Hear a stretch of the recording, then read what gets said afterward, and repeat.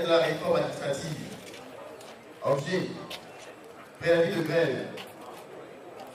Monsieur le ministre, suite au vote du statut général de la fonction publique par l'Assemblée nationale le dimanche 9 janvier 2013, une crise sociale était née du fait de la non-prise en compte des éléments essentiels de la rémunération, éléments relégués au second temps. Les travailleurs ont alors exprimé leur mécontentement face à cette situation et se sont spontanément regroupés en un fonds social unique dénommé Synergie des travailleurs du Togo. Cette organisation a transmis au gouvernement ses doléances contenues dans une plateforme en 8 points le 4 février 2013. Dans cette correspondance, nous, travailleurs du secteur public de notre pays, demandions l'ouverture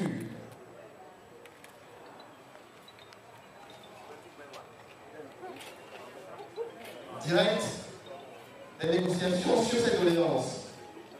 Ce courrier, relancé le 11 février 2013, est malheureusement resté sans suite. Monsieur le ministre, l'absence d'ouverture de dialogue sur cette plateforme revendicative a obligé l'ensemble des travailleurs de notre pays à observer en signe de protestation une grève d'avertissement de 3 jours du 4 au 6 mars 2013. Cette cessation de travail, en dépit des tentatives d'intimidation et des menaces de toutes sortes, a été largement suivie dans le secteur public à travers tout le territoire national. La fin de cette grève, le 6 mars 2013, devait normalement ouvrir la porte aux négociations pour lesquelles le gouvernement a exprimé sa bonne foi entamée avec nous. Malheureusement, encore une fois, nous avons été foués, dupés par le gouvernement, car cette trêve n'a pas été mise à profit pour démarrer les discussions qui restent le seul moyen de ramener l'apaisement social dans notre pays.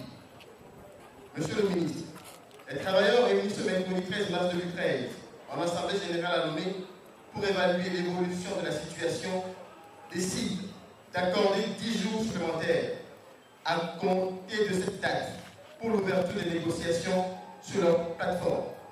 En rappel, cette plateforme revendicative concerne le doublement de la valeur indiciaire, l'adoption de la grille salariale redressée sur le SMIC avec ajout de 10 points à l'indice d'avancement des agents publics de la catégorie B, la restauration du paiement de l'indemnité de départ à la retraite à 12 mensualités sur le budget général et l'apurement sur les arriérés, le relèvement de l'allocation familiale à 10 000 francs CFA par enfant, le paiement d'un indemnité de transport mensuel de 30 000 francs CFA par mois à tous les agents publics, parapublics et privés, le paiement des arriérés de l'allocation familiale aux agents permanents, l'harmonisation de l'âge de départ à la retraite, l'amendement sur des articles dans la formulation prête à confusion.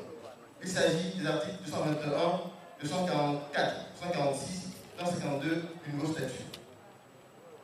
Passé ces 10 jours, l'ensemble des travailleurs de notre pays seront dans l'obligation d'observer la grève à tout moment, et ce, jusqu'à satisfaction totale. Les conditions de vie au travail s'améliorer, à l'issue d'un dialogue point nécessaire, attendent avec impatience la réaction du gouvernement à leur doléance, car la paix et la justice sociale en dépendent. Ont signé les secrétaires généraux des différents syndicats de base dont la liste des signataires est annexée. Merci.